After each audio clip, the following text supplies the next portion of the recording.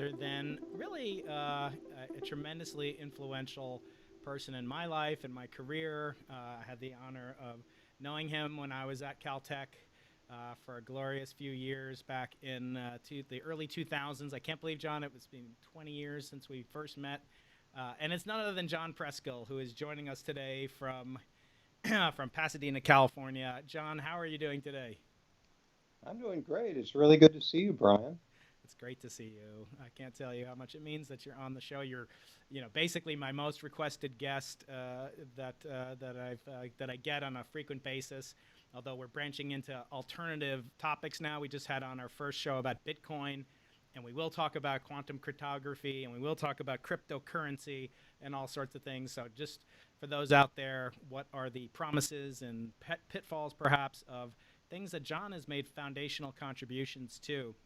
But I really wanted to start off by talking about what the nature of your research is and how people can learn more about your research. We figured that we would kind of discuss the implications and the applications of quantum computing to fundamental physics.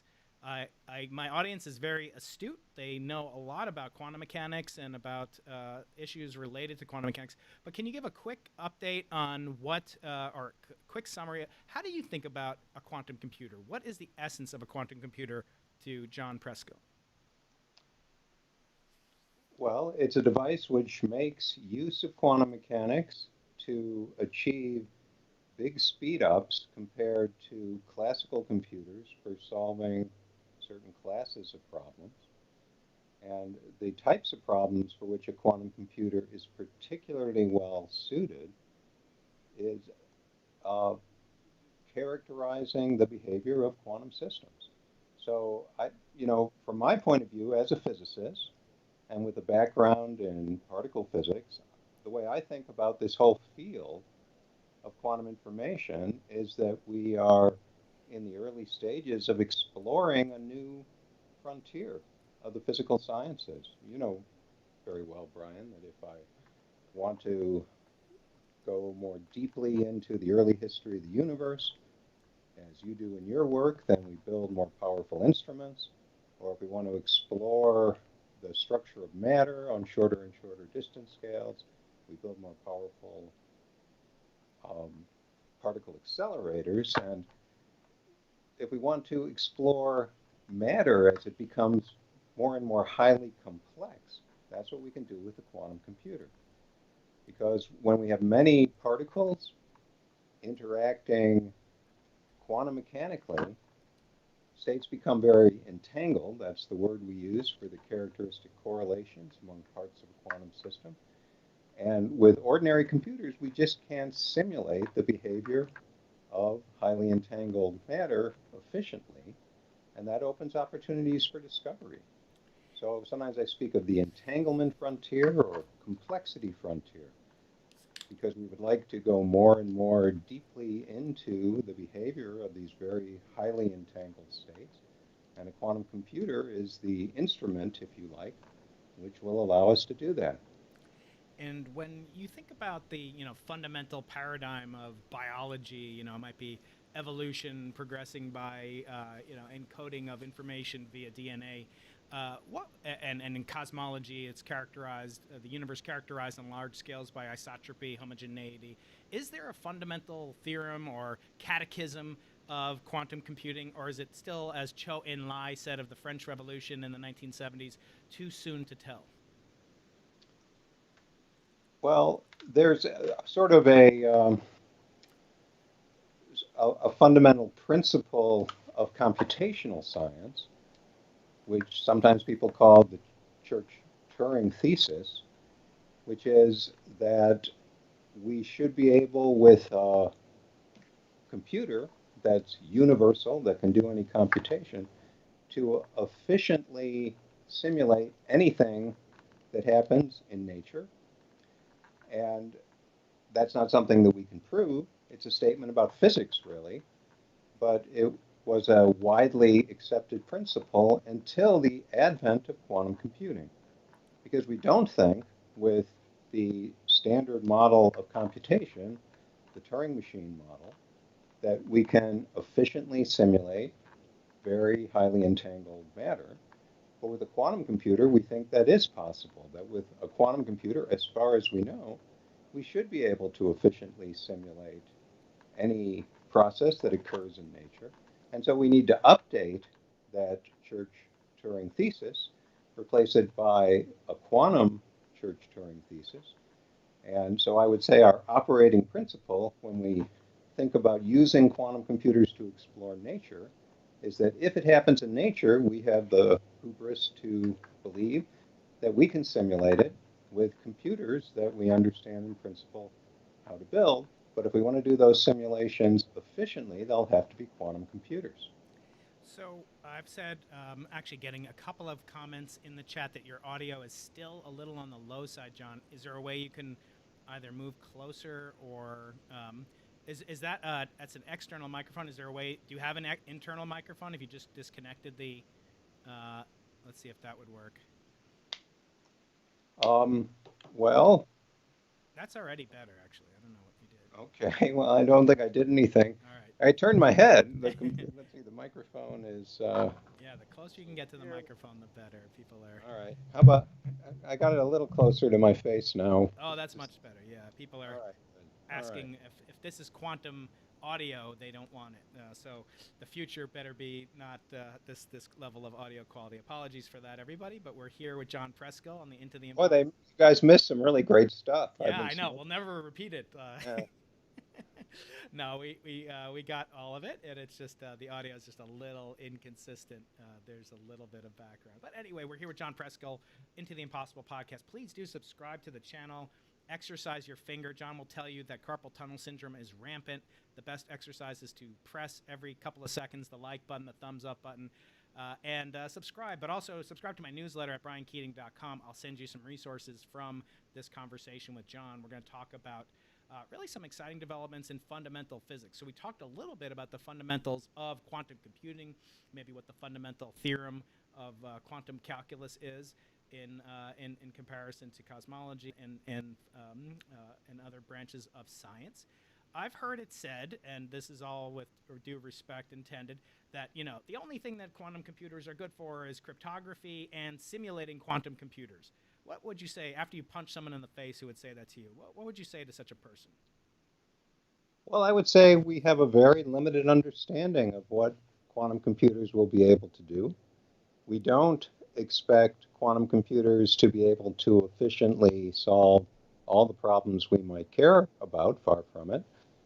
In particular, the problems that the computer scientists call NP-hard or NP-complete, the hardest problems among those for which we can verify the solution once we find it.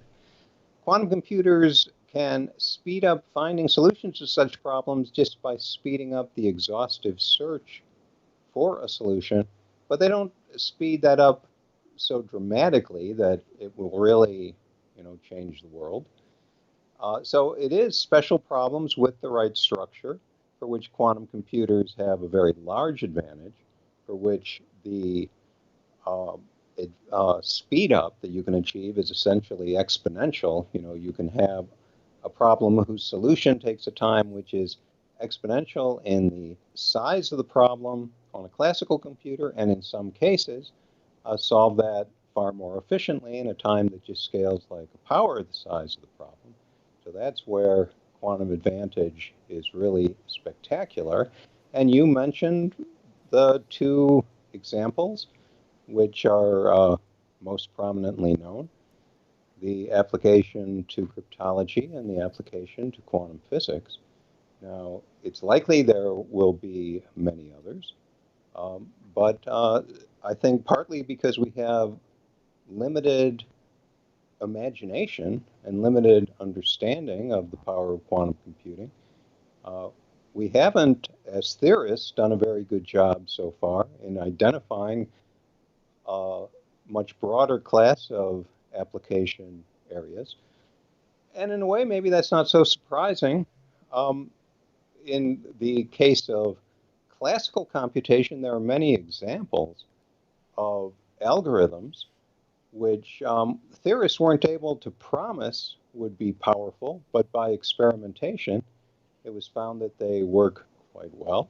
When we have quantum computers to experiment with, which are of sufficient scale that they can start to solve hard problems, we'll have the opportunity to try out heuristic ideas for quantum speedups and see how well they work. And the hope, which we can't guarantee, is that will open a lot of other potential applications, which can be very impactful on society. But for me as a physicist, even if what quantum computers turn out to be best suited for is simulating quantum physics, that's already a very powerful and interesting application, not just for advancing science, but I think for practical applications, at least in the long run. We're not sure how far off in the future I'm talking about, in discovering new materials and new types of chemical catalysts and so on. So those applications are part of what propels the interest in the field. But realistically, that's going to require a much more powerful quantum computer than we currently have, and it might still be decades away before we'll see that kind of impact. As for cryptology, well, of course, you know that what generated great excitement already over 25 years ago was in 1994 when Peter Shor discovered that with a quantum computer we can speed up greatly solutions to some number theoretic problems like finding the prime factors of a large composite integer. And because the public key crypto schemes, which we now all use in our daily lives to protect our privacy when we communicate over the internet, since those are founded on the assumption that certain computational problems are too hard to solve in practice, that's going to be upended when quantum computers are widely available. I think, so the world is going to have to adjust to that, and we can talk about that more if you like. I think as the world adjusts, that application will sort of recede in importance. It's sort of a historical accident, I expect, that quantum computers came along at a time when these public key schemes were in widespread use, and there are alternatives that we'll use in the future to replace those schemes. We'll still be able to protect our privacy in ways that are not vulnerable to attack by quantum computers. And then the application which will really impact the world that we are confident about and understand reasonably well is the application to characterizing and simulating quantum systems. And when we look at quantum systems, I find most remarkable, although I'm a complete neophyte in this field, and I just look at it with admiration and respect for both the enthusiasm of the people working in this field, which is quite different than your early work as a grad student with Steven Weinberg and your contributions you made to topological defects, to magnetic monopoles and cosmology. And we'll get to cosmology, I hope, and black holes and your relationship with Stephen Hawking and the many bets you guys engage with. But I do want to point out that from this novice's perspective, one of the most remarkable things about quantum computing is that it can be done at all, because either we use the properties of single quantum systems, individual electrons, their spins or something, or collectives in persistent currents and phases and quantum and qubits. We use Josephson's junction superconducting quantum interference devices, squid amplifiers in our microwave background research. What's the most remarkable thing to you? Is it that we can manipulate both megascopic, macroscopic, and the microscopic, or is there something else that really betwixes you and really stokes your curiosity about this particular field of quantum mechanics? Well, it was also important that when the idea of quantum computing came along and when the recognition grew that quantum computers would be able, in principle, theoretically, to solve hard problems we couldn't otherwise solve,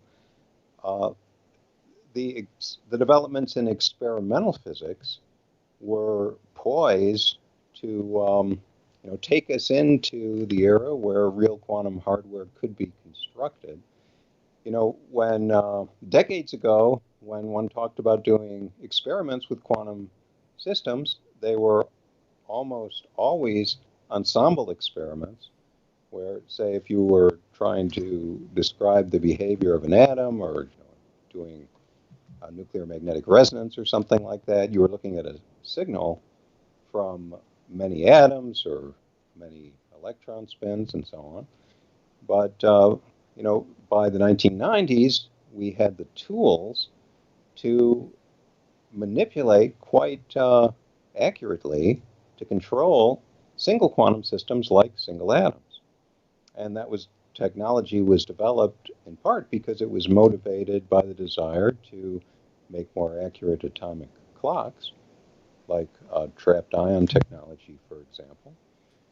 But it's also very well suited for doing quantum computing, where one needs to be able to control individual qubits, or even more importantly, the interactions between pairs of qubits meaning the quantum analog of bits, or quantum bits, which we call qubits, two atoms, for example. It's possible with lasers and using the vibrational modes, for example, of ions in a trap, to control quite precisely the interaction between two trapped ions, and therefore to do an elementary step in a quantum computation. By putting together many such operations, you can build up, in principle, computations of arbitrary complexity if you can perform those operations with sufficient accuracy, with good enough control. So it's nice that technology came along, or was starting to be available, just at the time that we recognized the potential of quantum computing. And the promise of quantum computing has continued to drive the technological developments, which have become more and more sophisticated, with the goal in mind of scaling up quantum computers to devices that can really solve interesting problems. But that technology can have other spin-offs as well, like better approaches to metrology, more sensitive sensors of various kinds, and potentially to the cryptographic applications as well. Yeah, so these are all phenomenal applications, and I think some of them are less well known than others.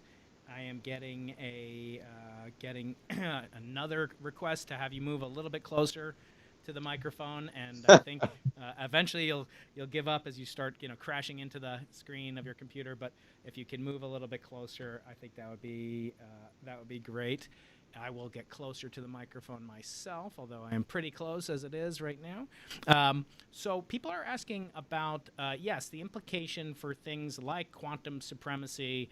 That has been a term that you coined and used, and I think probably misunderstood.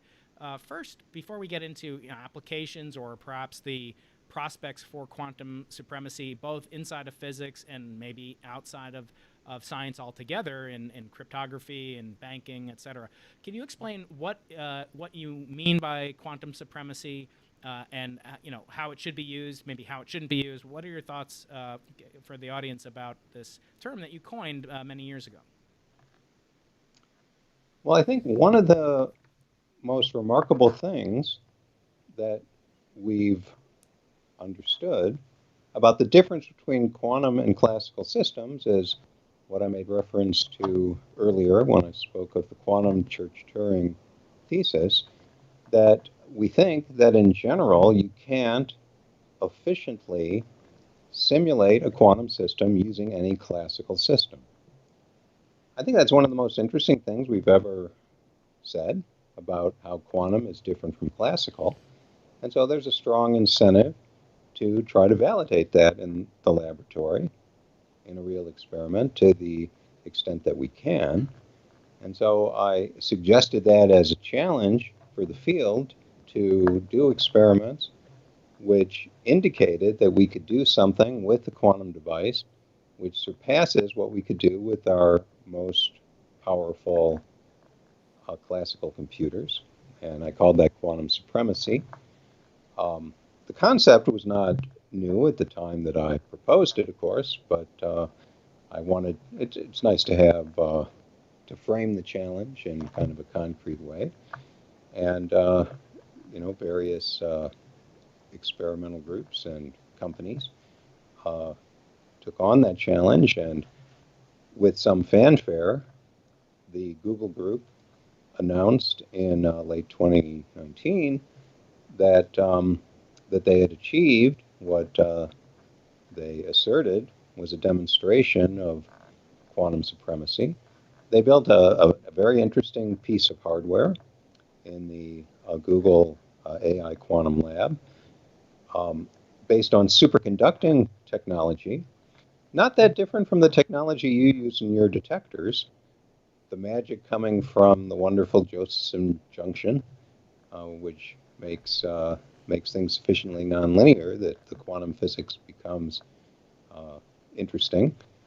And using that technology, they built a device with 53 qubits, and they were able to perform a sequence of entangling gates which cause neighboring qubits in a two-dimensional array to interact with one another, up to 20 layers of such 2-qubit gates, where in each of those time steps, all of the qubits were participating in the gates that were applied. And then they measured all the qubits. And it's a rather noisy device, far from perfect. So when they measure, most of the time they get junk. But maybe a few times out of 1,000, they get a useful result. And then they can run that computation millions of times in just a few minutes in order to boost the signal to noise and get some statistically useful information from the experiment. And then you could imagine trying to simulate what that device is doing on a classical computer. And it's possible, but it's sufficiently challenging that classical computation would take far longer than the few minutes that it took Google's device to do the same task. So I like to call it quantum David versus classical Goliath, because the classical supercomputer covers a couple of basketball courts, and it's using megawatts of power.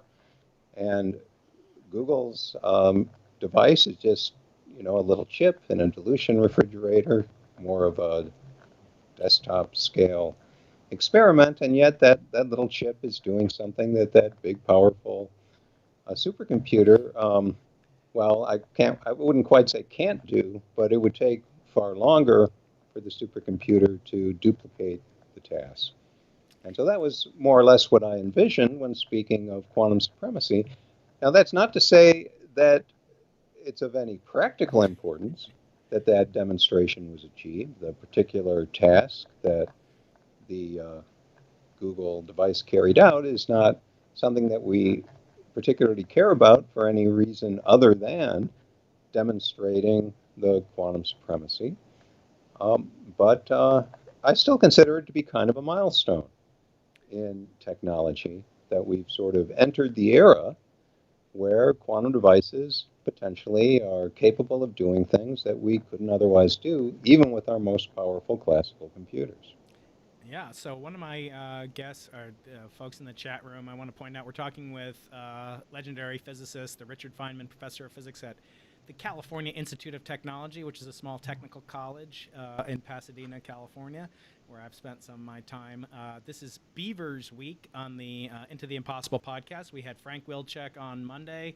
We had Michael Saylor, MIT alum, on Wednesday, or Tuesday and Wednesday, respectively. And now we've got Beaver from the West Coast, none other than my friend and really a mentor in many ways, that he looks at physics the way that I would like to someday see it. I call John, kind of the Chuck Yeager. I'm a pilot, John. I don't know if you remember that, but all pilots emulate the late, great Chuck Yeager. You know, we're talking air traffic control, and we're saying we're going to go to the northwest sector, and we try to emulate. Well, physicists, we try to emulate you, John. You don't have to respond to that, but I am I will say The Right Stuff is one of my favorite books, yes, and the part about Yeager is the best part. Yes, it is lovely. But I want to point out, we're going to take some questions now. We're raising donations. It's not required by any means, but for a very lovely program called, or institution called the Foothill Unity Center.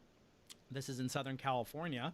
And I think this is a phenomenal organization. So any of the super chats, I will double the super chats up to 1 Bitcoin. No, I won't go that high, but I'll double it up to several $100s. So hopefully we can get that. This is for some of the people who have great needs in this time of challenge and needs, and this is the charity that John has selected to donate the proceeds from this generous use of his time on the Into the Impossible podcast. So I've got it up on the screen now. So we're showing the organization. You put a donation in the super chat, and I will double it and send it to the Foothill Unity Center. John, thank you for alerting me to that to this wonderful cause. So going back to questions from the audience, one is asked by one of my most loyal guests. His screen name is 6bob-ohms, and he wants me to ask you about the physical versus logical number of qubits for a useful machine. I guess this is, what is the minimum number of physical versus logical number of qubits for a useful machine, a machine that can do things that classical computers would be less efficient at? Yeah, well, let me explain what I think is being asked here in the distinction between physical and logical qubit. As I mentioned, in, for example, this Google device, the hardware, although impressive, is still quite noisy. And that's a serious limitation on the scale of the computations that you can do. Because if you try to perform a computation with hardware that's so imperfect, with a large number of qubits or with many operations with many gates, there will be no signal to noise. The imperfections will completely wipe out any useful result. And so if we're going to use quantum computers to solve really hard problems, we have to somehow solve that problem to reduce the noise. And potentially, someday we'll be able to do that by making much, much, much better quantum hardware than we have now. I think someday we will do that. But there's another approach, which is more of a software approach, what we call quantum error correction. And in quantum error correction, we use many physical qubits to represent a single so-called logical qubit, where the logical qubit is much more reliable, can be manipulated much more accurately than the single qubit. And just to provide some context, quantum computing is really hard. Yes. And that's why we've only gotten as far as we have so far. And there are several things that make it hard. But perhaps the most formidable problem is what we call decoherence, which is an important principle in physics that, of course, classical physics is what we use to describe what we experience in everyday life, and it works extremely well. And yet, underneath it all, we think the world is quantum mechanical. Quantum mechanics holds sway at the scale of atoms, but at the scale of humans, it doesn't seem to be that important. And the reason for that is this phenomenon of decoherence, which makes quantum systems behave classically, to be well described by classical physics, which is fine because our lives would be much stranger if we were quantum mechanical at a human scale, although I'm sure that would be fun. But for a quantum computer, it's really bad news because decoherence can make a quantum computer behave like a classical one, and all that magic that makes the quantum computer more powerful would be lost. And this decoherence occurs because we can't stop the quantum system, or it's very hard to stop the quantum system from interacting with the outside world. And this is really a manifestation of the uncertainty principle in a way, that if you acquire information about a quantum system, then you have to damage the system. And even if we're not acquiring that information ourselves, if it's leaking to the outside world, to the environment, then the quantum system will be damaged, and that's going to make our computer fail. So we have to find a way of overcoming that phenomenon of decoherence, and that's what quantum error correction is designed to do. And the principle is that we can put many qubits together in such a way that when the environment interacts with just a few qubits at a time, the information is extremely well concealed, so it doesn't easily leak to the outside world. The trouble is that to make that work effectively, we need many physical qubits to realize one very well protected logical qubit, and I think that's what the question is about. Well, it's about two things, really. Because I think the question was, how many logical qubits do we need to do something interesting? And it was at least implicit that that's much different from the number of physical qubits that we need. And it's hard to be very precise about the first question. But once we have, of order 100 qubits or a few hundred qubits, and we can do many highly accurate gates, then that takes us well beyond what we can simulate with classical computers, and we can envision applications to chemistry, for example, if our gates are sufficiently accurate, or to simulating materials that could be done with just a few hundred of these very well protected logical qubits. But then there's the question, how many physical qubits do we need for one well-protected logical qubit? And that's also a hard question to answer precisely because it depends on several things. One is, how accurate is our hardware? If the hardware is so pathetically unreliable that the quantum computer is making mistakes all the time, then quantum error correction isn't going to work at all. It's not going to give us any improvement unless the hardware is good enough. And then the better the hardware gets, the less overhead cost we have to pay to make a very reliable logical qubit. But, it's likely, unless qubit technology gets much, much better than it is now, which I think eventually will happen, that, we will need potentially hundreds of thousands of physical qubits for one really well-protected logical qubit. So that's pretty discouraging.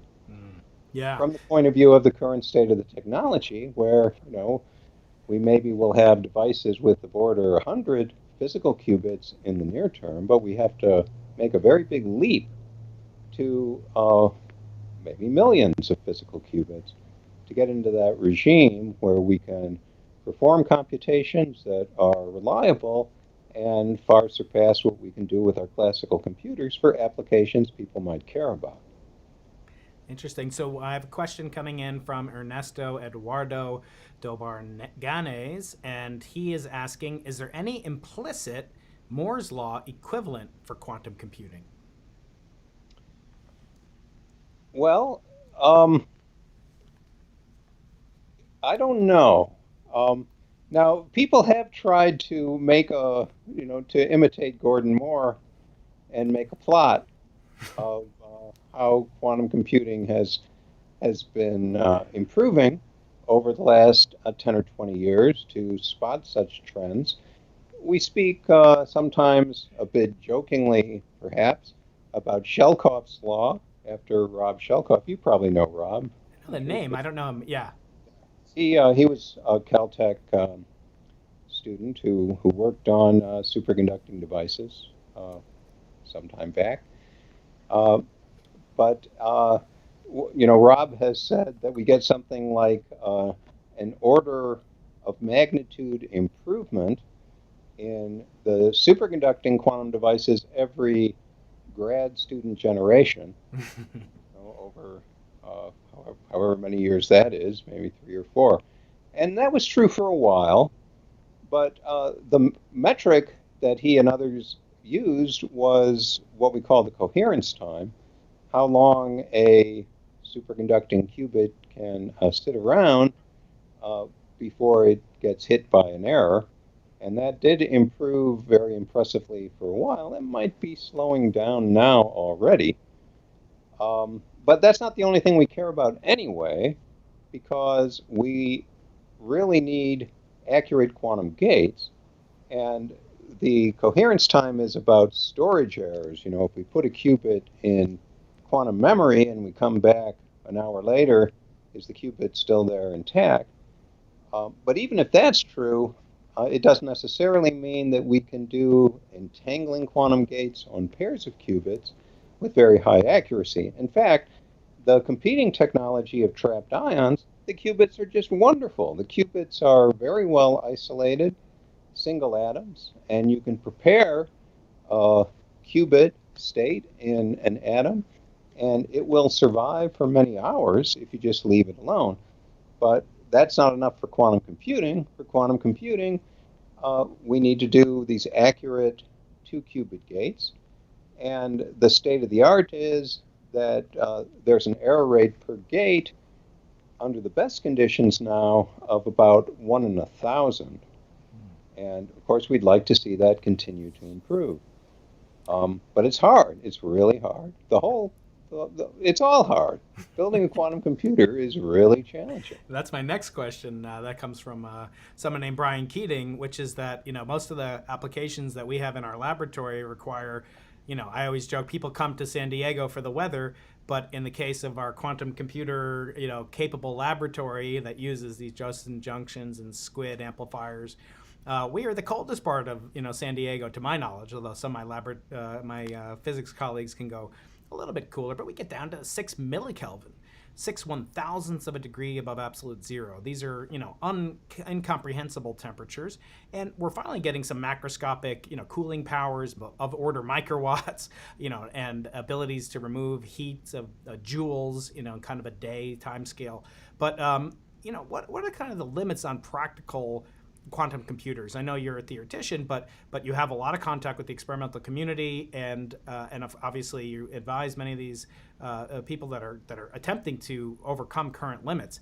Is it going to take developments in room temperature superconductivity to have practical quantum computers that we could actually use, or is it are we basically just going to have a couple of quantum computers around the world and they'll do everything for the entire planet's computing needs? Well, first of all, it's important that there are a lot of different approaches to the technology which are advancing in parallel, because we really don't know at present which technology has the best long-term prospects for scalability to large devices that can solve hard problems. And they all have their characteristic advantages and disadvantages. Some are cryogenic, like your detectors, and operate at 10 to 20 millikelvin in a dilution refrigerator. But that's true of the superconducting devices. It's true of some of the spin qubit technologies, where the qubit resides in a spin of a single electron. It's not true of all the technologies, or at least not to the same extent. So in the case of ion traps, they can operate at room temperature. It turns out that they're quieter, they're less noisy if they run at liquid helium temperature at about 4 Kelvin. And at least some of the ion trappers are going to go in that direction to get more reliable hardware. Another example is what people call NV centers, which is a defect in material. It could be in diamond, for example. And in that case, you can get long coherence times even at room temperature. And that might be important for some sensing technologies, for example. But your broader question is, what do we really need? to advance the hardware. And there's no single answer to that. In some cases, materials advances are going to be important. That can help with the superconducting technologies and with the spin qubits. Having more accurate methods for control, particularly ones which are scalable to large systems, that's also important. Designing better qubits. Qubits, in the case of a superconducting device, there's a lot of freedom in how we fashion a qubit out of the ingredients, putting together Josephson junctions, for example, in an electrical circuit. There are a lot of ways to do that, and some of those are more resistant to noise than others. And so that's another important way to advance the technology. And the extreme case of achieving big progress through improved materials is what we call topological quantum computing, which is an idea for realizing materials that have a kind of intrinsic resistance to the errors that afflict quantum hardware. And that, in the long run, could be a breakthrough technology, but like everything else, it's very hard to achieve. Yeah, I'm actually getting a question I was about to ask you for 20 pounds of British sterling from a friend of ours, Stefan Roche, in the UK. And he's asking, does John think that quantum materials such as topological insulators or other manifestations of entanglement in Majorana fermions or in many-body physics can offer more possibilities for information processing? From what you just said, it would seem the answer is yes, but primarily for error correction. Is that correct? Well, that's the advantage that topological materials potentially have. It's a wonderful idea. I mean, for a theorist, it's an irresistibly beautiful idea. It came from the fertile imagination of Alexei Kitaev, my Caltech colleague. Actually, I'll tell you something funny about that, which maybe says something about me and also about Alexei. So Alexei's idea was to take advantage of something called an enneon, which is a concept and a word, which Frank Wilczek is responsible for. It means particles that have interactions that we call topological. What does that word topological mean? It means, it's topologists talk about properties which remain unchanged when you smoothly deform an object. So, you can't smoothly change a sphere into a donut. And it's very natural to think about topology in the setting of quantum computing because we would like the way we do our quantum gates, the fundamental quantum operations, to remain invariant when we deform the hardware by introducing the noise. And Kitaev proposed this in 1997.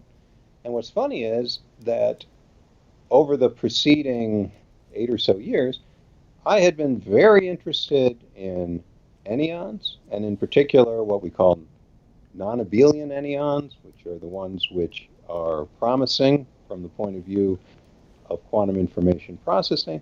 And then I got very interested in quantum error correction, how we can make quantum computers robust in the presence of noise. And somehow I didn't appreciate that these two ideas are extremely closely related. That, in fact, enneons can provide an approach to doing quantum error correction, which has some characteristic advantages. Kitaev did realize that. And when I first heard about the idea during his first visit to Caltech in 1997, I was immediately excited because I was perfectly prepared to appreciate the idea and how brilliant it was, but I hadn't thought of it myself. And so that tells you something about me, and it tells you something about Kitaev, but I guess it also illustrates the principle, which is often applicable, that things that seem obvious in retrospect are not necessarily obvious at the time of their discovery. And so that was one of the things I missed. And it was just, I think, a manifestation of my own limitations.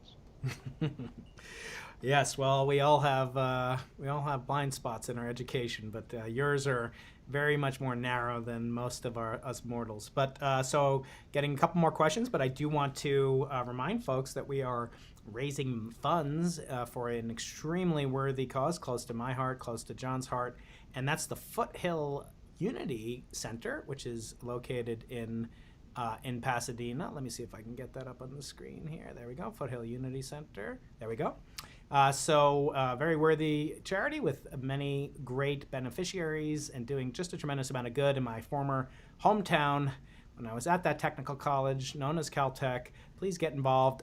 Donate in the super chat and I will double it. We've already gotten a tremendous number of donations. Thank you so much, but we can always use more so they can do more. And it's a very, very important project for 2021. So help us do good. My audience is the best in the known multiverse. We're going to turn to cosmology in a second. I do want to ask folks to please subscribe to this channel. Exercise your fingers regularly. Real doctors will tell you to do that. Push the subscribe button, push the notification bell, hit the thumbs up button, and that will make folks happy. If you're listening to this on iTunes, please leave a review and a rating because that helps us get great guests like John. You know, he looks at my ratings and reviews and he decided he would come on finally because of the erudition, the perspicacity of this amazing fan base. And you could tell, John, from the questions we're getting, this is no ordinary YouTube unboxing channel. We're going to unbox a quantum computer next time you come on the show. I want to turn towards cosmology. We've had on folks like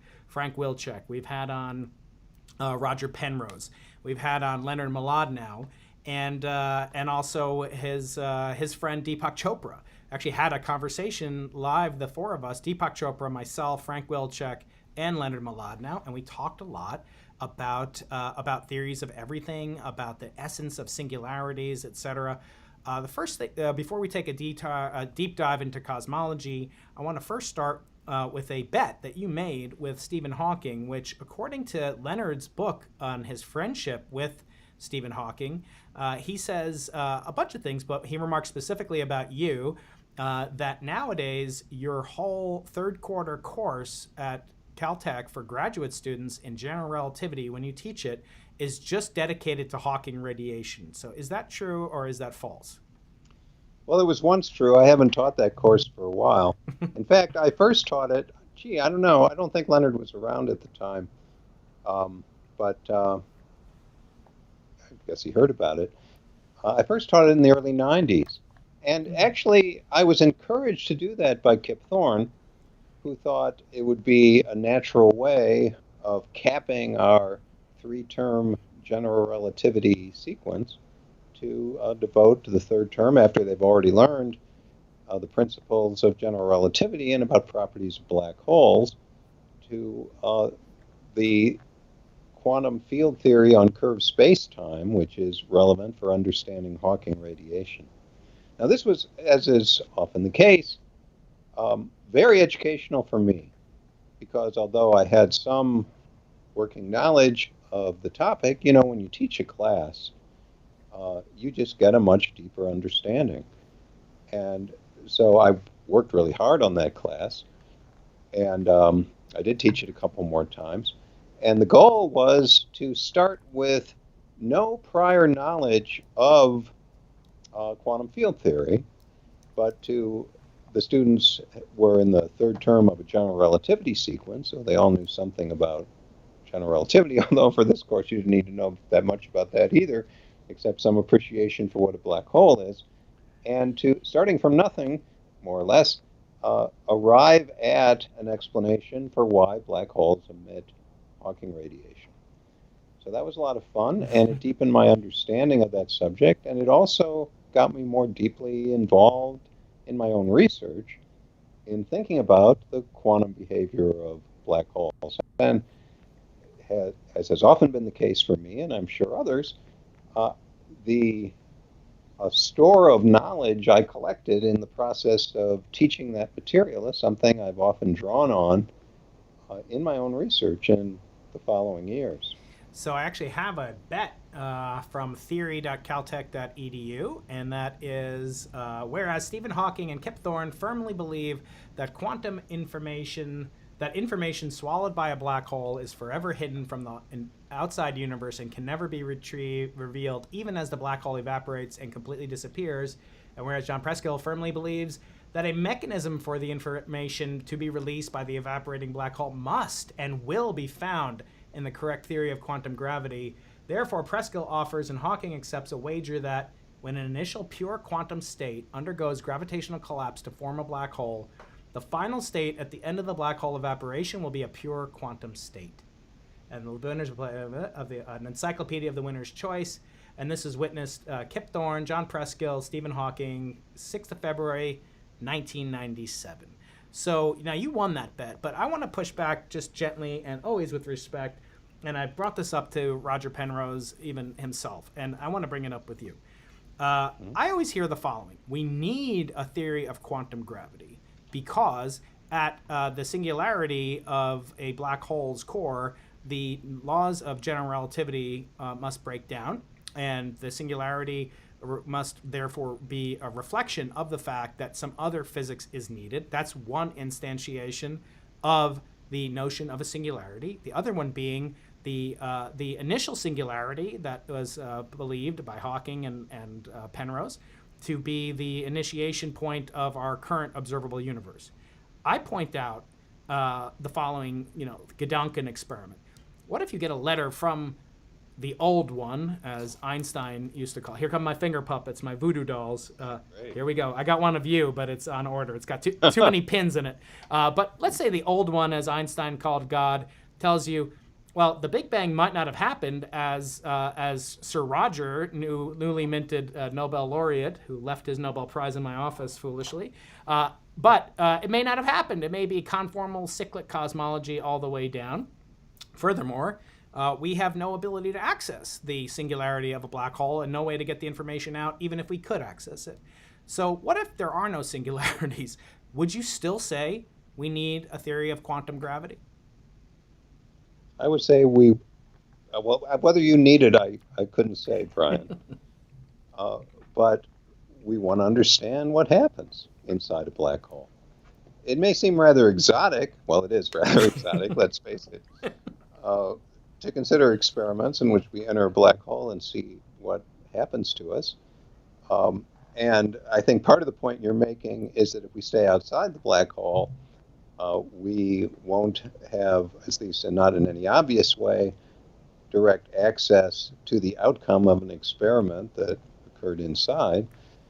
But, for all we know, we're inside a black hole now, Brian. It might be a really, really big one, and we're tumbling towards the singularity, and that would, focus our attention more on wanting to understand what happens in the late stages of gravitational collapse.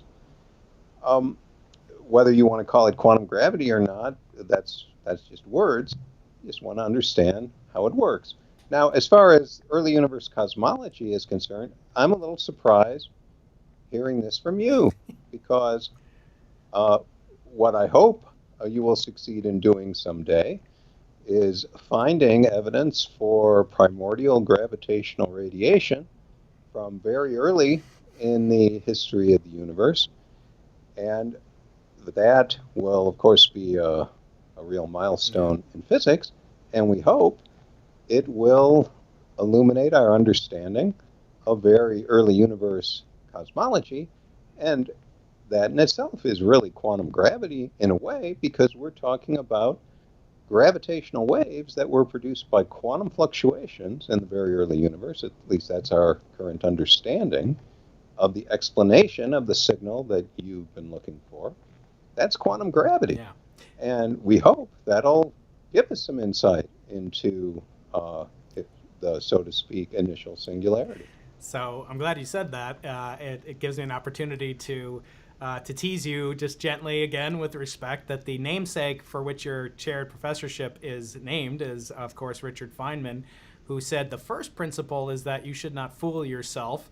No one ever says the second principle, but I think it's you're the easiest person to fool, to which I added a third one, John. You'll be interested to know. I'm unveiling it here for the first time.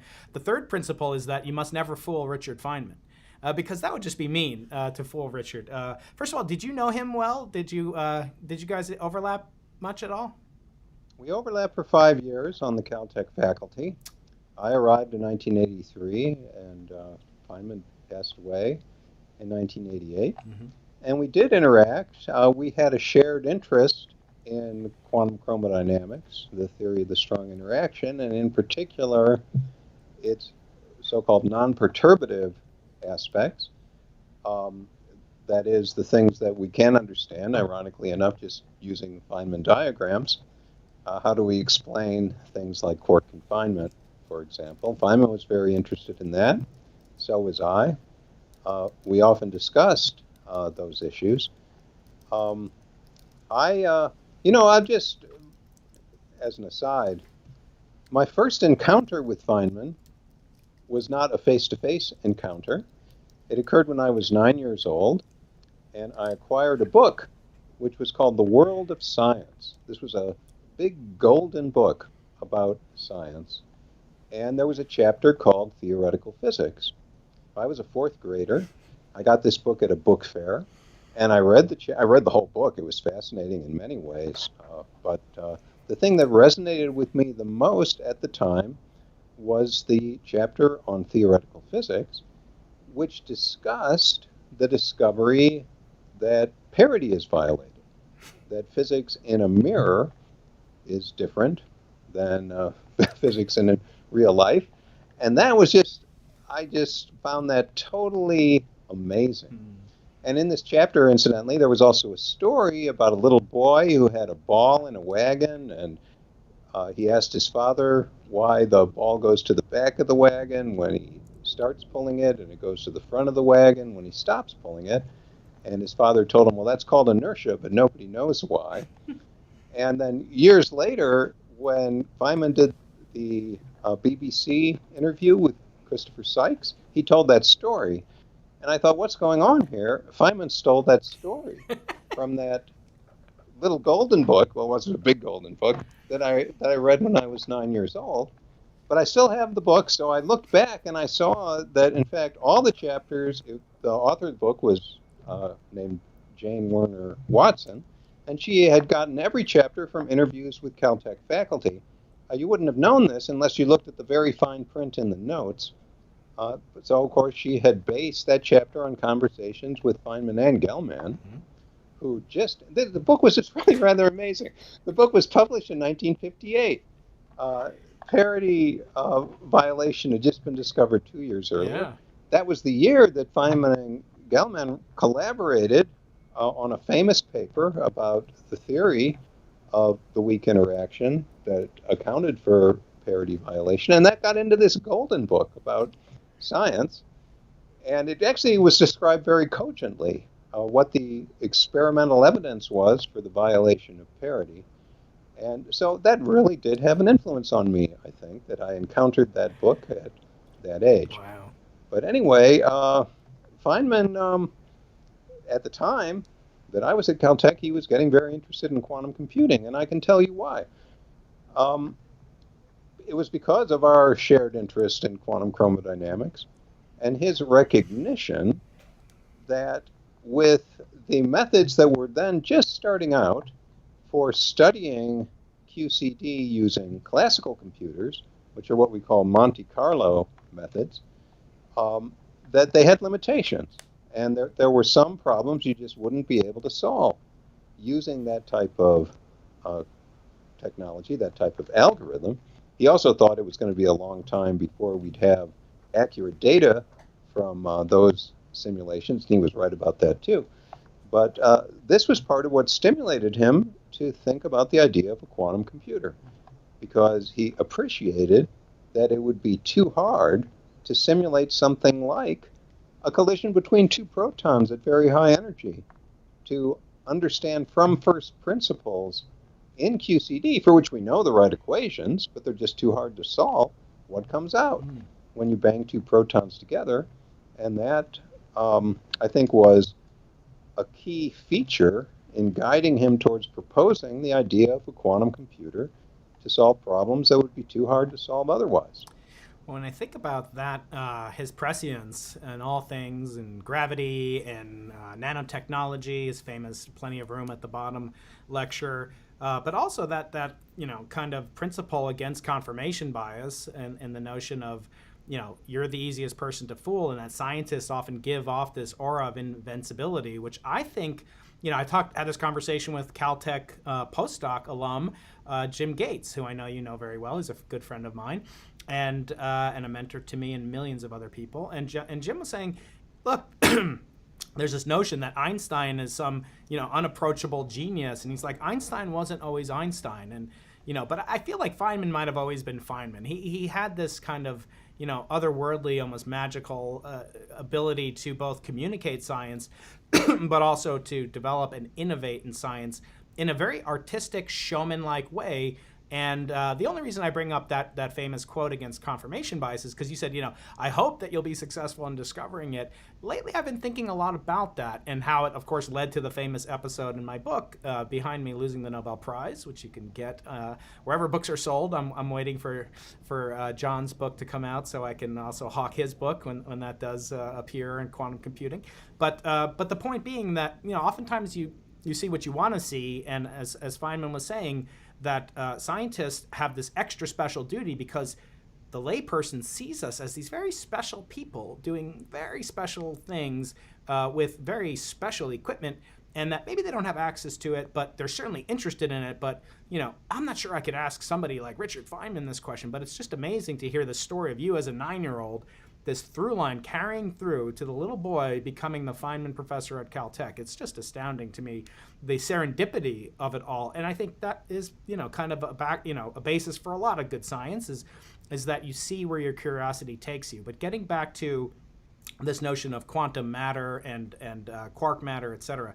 So I asked this of Frank Wilczek earlier this week. I would like to get your impression. I said, to me, one of the most beautiful experiments ever done is the Aharonov-Bohm effect, because it really does this magical kind of connection between the classical world and the quantum world, and it also connects things that we thought had no physical import, namely the vector potential, and it makes it manifest in an actual classical physical experiment, which again can be manifest on quantum scales too. That, to me, is one of the most beautiful experiments. The C.S. Wu, Madame Wu experiment that revealed parity violation that you just talked about as a young child that you read about. What to you, I'll tell you what Frank said, but I want to know, what, John, is your most beautiful experiment coming from the perspective of a renowned theorist? What makes an experiment beautiful, and what experiments do you particularly find important and beautiful? Well, just to follow up on the Aharonov-Bohm example, which is, of course, a wonderful example, one of the things that I think is really cool about that is that you can observe the Aharonov-Bohm effect in a solid-state device in which an electron follows one of two paths, even though it's kind of dirty. And the electron gets scattered in the device because of the dirt. But because it gets scattered elastically, because by being scattered it doesn't leave any footprints in the material, there's no record of which way it went. And so you have to consider the quantum mechanical superposition of two paths, even though that electron was not perfectly isolated from other stuff. It was getting bumped around, but in getting bumped around, it didn't leave any record, and therefore that quantum mechanical interference was possible. I'm not sure what I think is the most beautiful experiment, but well, I already made reference to the fact, which I think is quite amazing, that we can manipulate single atoms now with extraordinary precision, thanks to laser technology. Yeah. So it's often the case that in order to make scientific progress, we need new ideas, but we also need new technology. Mm-hmm. And in order to do the things that people do nowadays, manipulating single atoms or interactions between pairs of atoms with laser light, for example, it requires, very sophisticated laser technology. You need very quiet, stable lasers to do that. And, it's just a single atom, for Christ's sake. And yet, you can make it very, very palpable. You can make it do what you want it to do because we have the technology for that. I think that if you step back and think about it, is pretty amazing. Yeah, it certainly is. And I want to segue into something related to what Frank answered, which was the not physically beautiful necessarily, but the fact that QCD can be revealed, or asymptotic freedom, et cetera, can be revealed by these quark jets that come out that reveal the internal composition of the structure of the nucleon, which I think is which is quite amazing.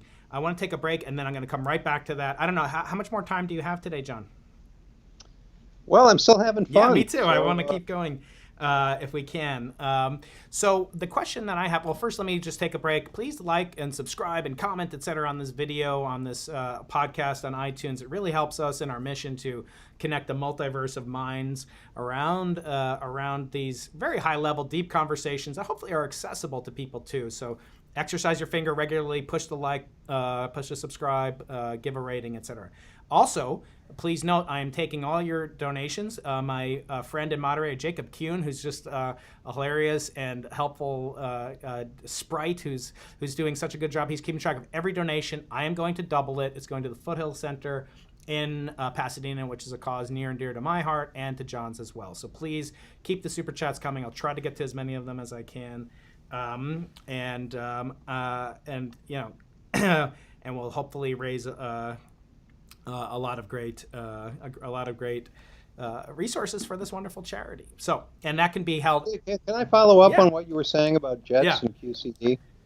Because there's a Feynman story here too, right? Yeah. Which goes back to about 1968, when there were these mysterious scaling results seen in the SLAC electroproduction experiments, and trying to figure out what was going on, Feynman developed what he called the parton model. It infuriated Murray Gell-Mann, by the way, that he called them partons instead of quarks. But at any rate, he anticipated that in a high-energy collision of protons, if you hit a quark, he called it a parton, if you hit it really hard, you could produce a pair of leading quarks going in opposite directions, which, although you wouldn't be able to detect the single quark, would produce a spray of strongly interacting particles, which could be detected. Now, this was actually an absurd idea, because there are very strong interactions inside the proton, and the quarks can't get out, and he was pretending they were just like free particles. There were some people who ridiculed the idea for that example. I might as well name names.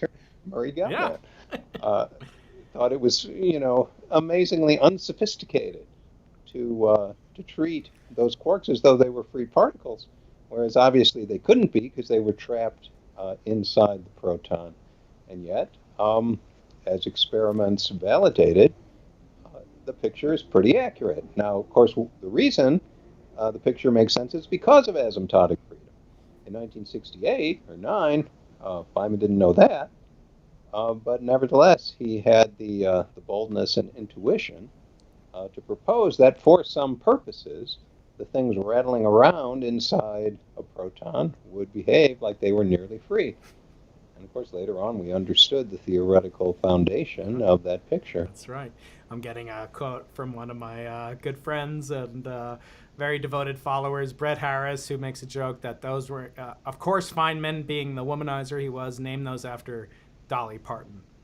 So the next comment I want to make about relevant to jets and Frank Wilczek's statement that that's the most beautiful experiment to him.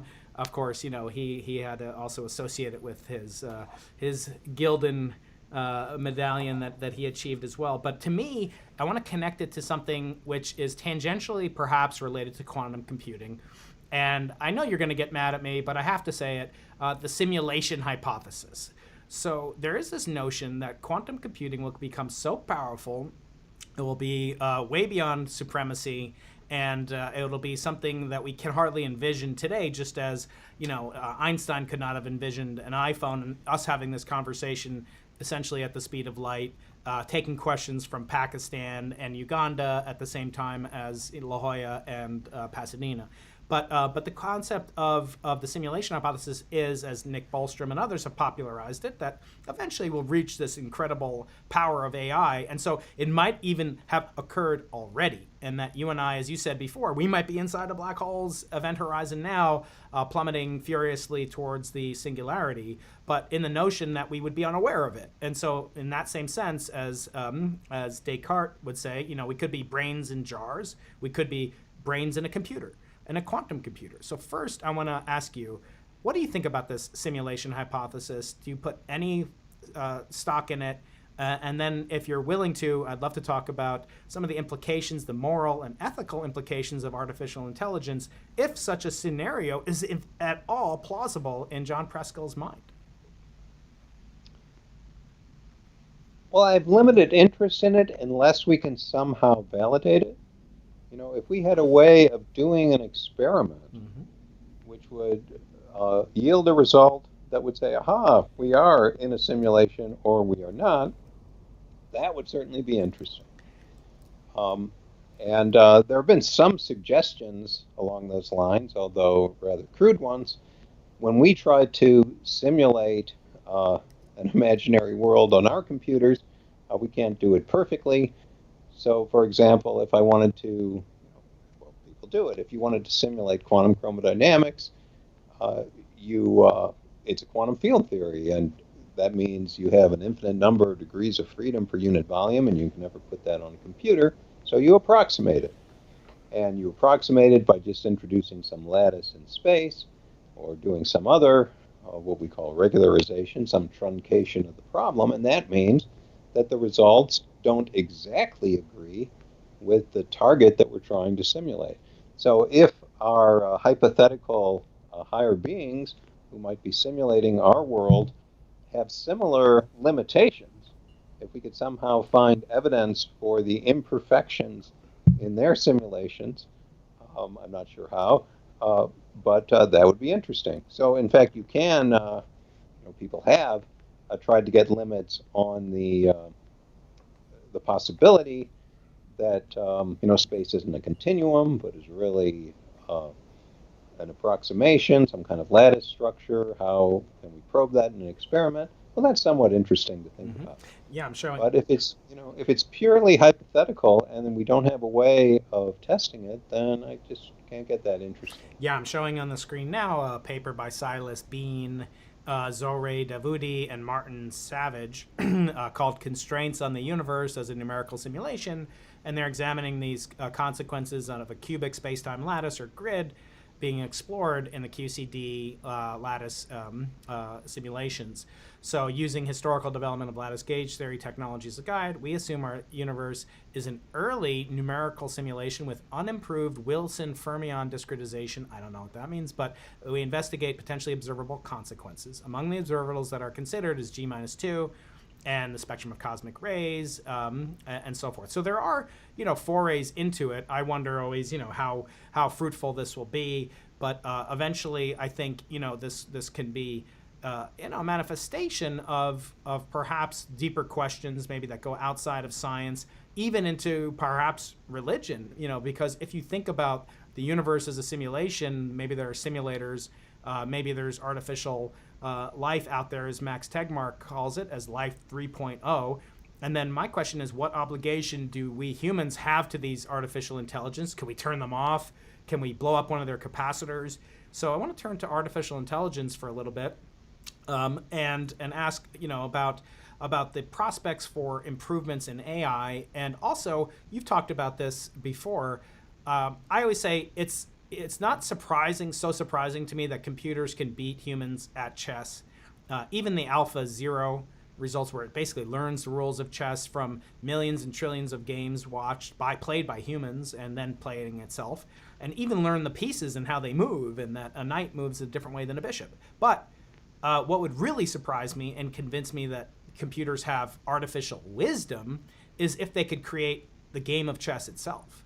Or, if there's a lot of art now that I'm told exists on the blockchain. There's actually blockchain art that exists that you can buy it and it exists, and you get it on a USB key if you want it, 50 megabytes worth of beautiful computer created art. I want to ask you, these notions of artificial intelligence, when do you think a computer can ever create a game like chess, or even chess itself? And then I want to ask you a follow-up about the laws of physics. Can an artificial intelligence eventually, just given the laws of Newton, derive the laws of Einstein? But first, tell me, what are your thoughts about artificial intelligence and its future and the limitations possibly thereof?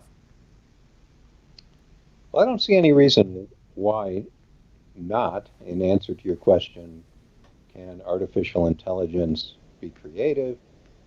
Can it discover things that have escaped the astute humans? That seems likely to me as artificial intelligence continues to advance. And part of the reason I say that is I think you and I are ourselves just sophisticated machines. I don't believe that there is magic in human cognition. I think it's a kind of emergent phenomenon that occurs in a sufficiently complicated network of neurons. And if it can happen in our brains, I don't see why it can't happen in devices that engineers build. And sorry, what was that rest of the question? Well, can a computer, create the game of chess, or a game that... What I'd like to see them do is be funny. Why can't they create a great sitcom? That's art for that we all would need right now. I think, as much of a joke as I am, but it still would be great to have comic relief. People have fooled around getting AI systems to create visual art and to write poetry, and so far I'm not really impressed, but that'll get better and better. So again, we're talking with John Preskill, a Feynman Professor of Physics, California Institute of Technology, Caltech, Go Beavers. Spent many wonderful lectures listening to John, both up at Caltech and here at UC San Diego, where he's given some of our prize lectures. Sticking on the theme of artificial intelligence, as you know, my friend Max Tegmark has done a lot of work in this. He's a guest on the show, frequent guest on the show, and that reminds me to ask you all out there to please subscribe, because Max is coming back again on the Into the Impossible podcast. But he talks about creating artificial physicists, and my question to you is, let's say now I've got my voodoo doll out. This is Galileo. So Galileo did something, and then Newton came along and did something even better. But there's something different in my mind between what Newton did to Galileo and his laws of motion and what Einstein did. It's a fundamentally different characteristic class. So I can almost imagine a computer programmed with the laws of Newtonian physics, or the laws of Galilean relativity, coming up with Newtonian mechanics. But it's harder for me to think about a computer coming up just with the lacuna in the data that general relativity patched up, the perihelion anomaly of Mercury, etc., that a computer could come up with GR as an artificial physicist. What do you think about this? Because I have some desires in pedagogy that I want to talk to you about right after this. But tell me, what are your thoughts about the nature of physics? Is it like coming up with good stand-up, comedy, or is it something that that computers couldn't do? Where do you get those Einstein and Galileo? I'm going to send you dolls? one. Don't worry. Yes, I have a team of little servants at home that are I buy them from a place called the Unemployed Philosophers Guild. They're called magnetic personnel. I've got one of everyone. I got Carl Sagan here. I've got Noam Chomsky, who's also been a guest on the show. I've got Kurt Gödel, who has not been a guest on the show. That would be quite a get. I will send you some, John. I'll send you an Einstein, and we got to get one of Feynman and one of you. But those really come in handy, don't they? Good pun, John. Come in handy. I like it. Yeah, exactly. It's interesting you mentioned Gödel because he's sort of relevant to your question, perhaps.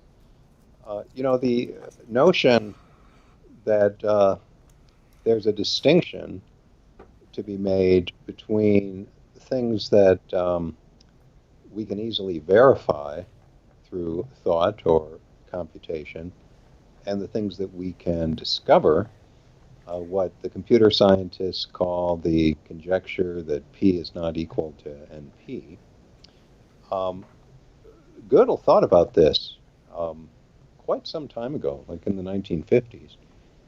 And he was very curious about what it would mean if P is equal to NP. That would mean that anything that you could, by some feasible computation, check would be something that you could discover.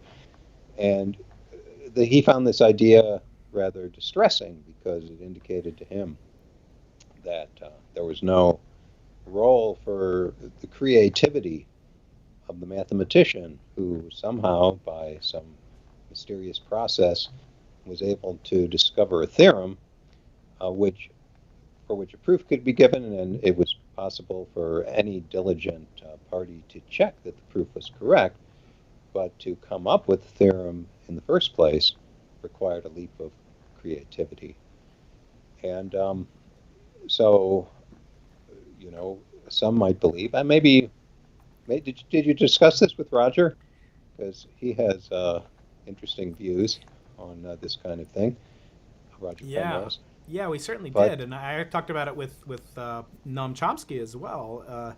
This notion of kind of incompleteness, and I feel there's an old joke that most sciences have physics envy, but I actually think physicists have mathematician envy in a sense that we don't have a law that tells us whether or not something is physics. I mean, most of us use Popper. I think I have a Popper doll somewhere, but your friend Lenny Susskind, said, don't be overwhelmed by the paparazzi. Basically these unfalsifiable, kind of cudgels that physicists get hit with are not as useful as Gödel's incompleteness theorem is to mathematics. So I joke that, we have mathematician envy in a sense. And I think Roger, to some extent, agrees.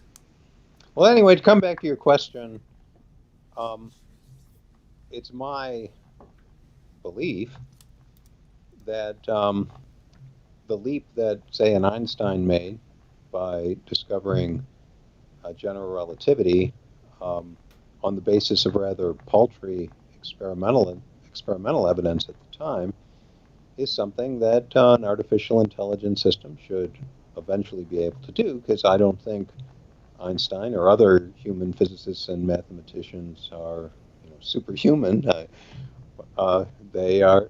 I think they're machines too. So I think they're just very sophisticated and effective machines. Now, incidentally, the discovery of general relativity was not something that sprung from Einstein's mind in its full glory instantaneously. It was the result of a struggle that went on for years and in which there were many wrong turns. Yeah. But, he was able, just on theoretical grounds, to find the way, because various things that he tried seemed not to work. So the circumstances were such that it was possible to find one's way to that discovery through, of course, enormous creative genius, but also a kind of process of trial and error until he hit on the right thing. Yeah, it is kind of, and wasn't ever. It took 5 years to come up with the final formulation, and then even in its final formulation, he had the cosmological term, which he apocryphally called a blunder, but he really didn't.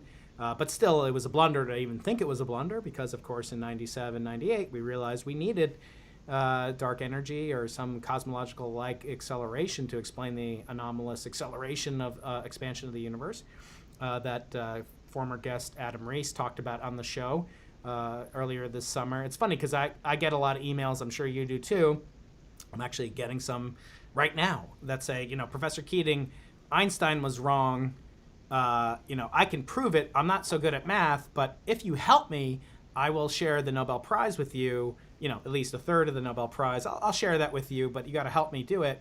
But he was wrong, and I told that to Adam Rees, and he said, "Yeah, how do you think I won my Nobel Prize?" Oh, yeah.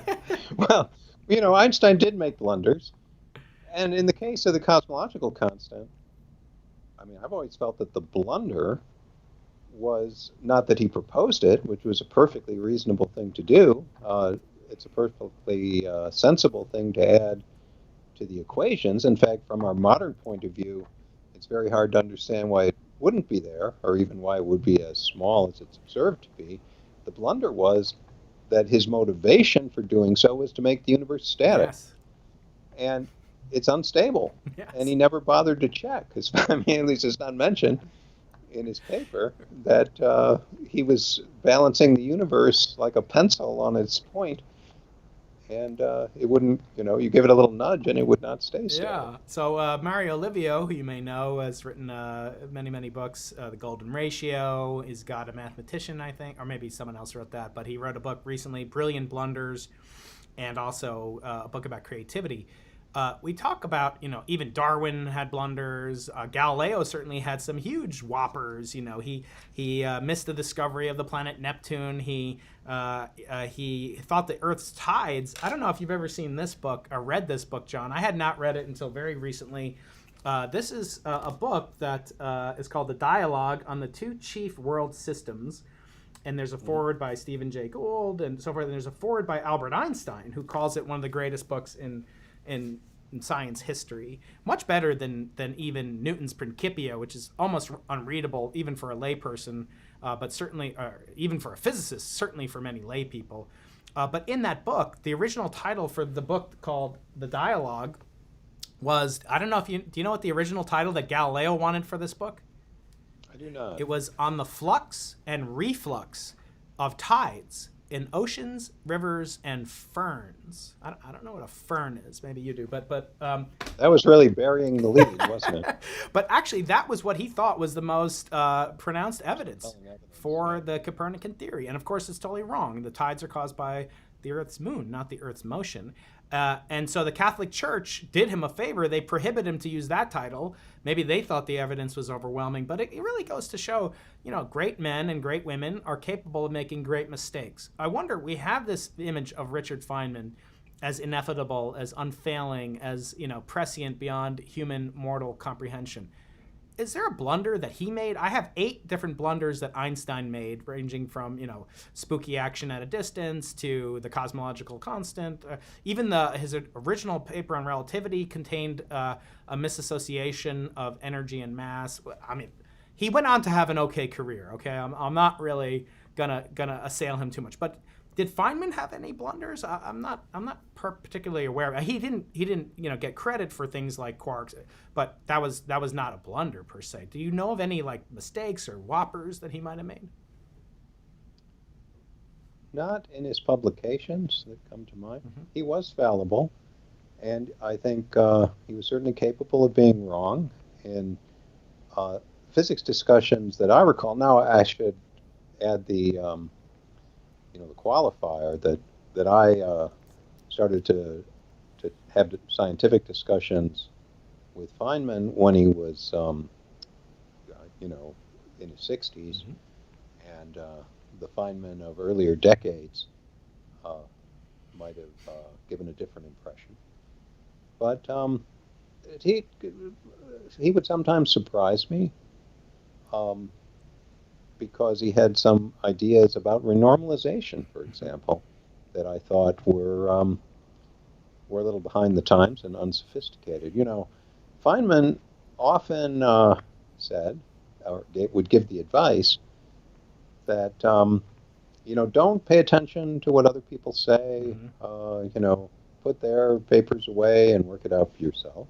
And there's something to be said for that, of course. When you really work it out, you own it. But it's not very good advice. It's bad advice. It wouldn't be very good advice for me, and it's not very good advice for most students because, the people who worked on problems ahead of you were not all idiots, and you can learn a lot by studying their work. Of course, you want to be able to internalize it to the extent that you can reproduce it. And I think Feynman, in the years that I knew him, suffered a bit from his attitude that he wasn't so interested in what others working on similar problems had to say. As I mentioned earlier, we worked. We discussed. We never wrote a paper or anything, but we used to discuss quark confinement and how to think about it. And there were very insightful papers on the topic by, for example, Polyakov and Tuft, two of my physics heroes, and which Feynman. In discussions, he thought I was brilliant because I was able to share the insights I had learned by reading those papers.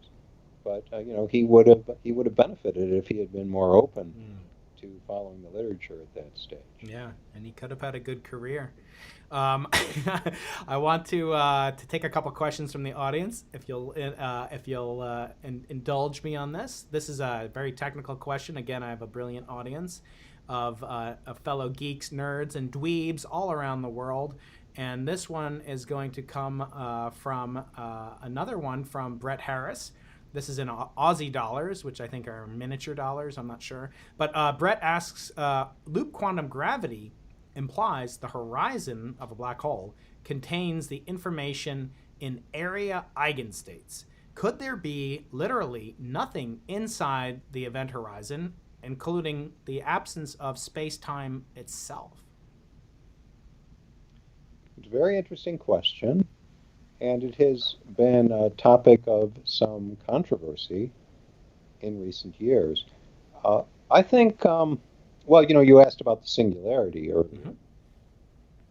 And it's true, we don't have anything close to a satisfying theoretical understanding of what happens at the singularity inside a black hole. The horizon itself is also very interesting from the point of view of quantum gravity. And in fact, you mentioned the bet earlier that I had with Stephen about what happens to information. That's right. That falls into a black hole. And his intuition that a black hole would destroy information was not, and the singularity had something to do with it, but one could understand where he was coming from just thinking about the event horizon, that stuff would fall into a black hole and it didn't have any way of getting out.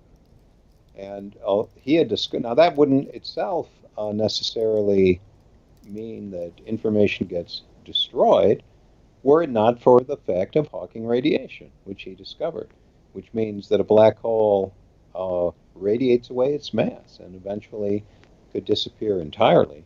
So if you throw some precious information encoded in your diary or something like that into a black hole,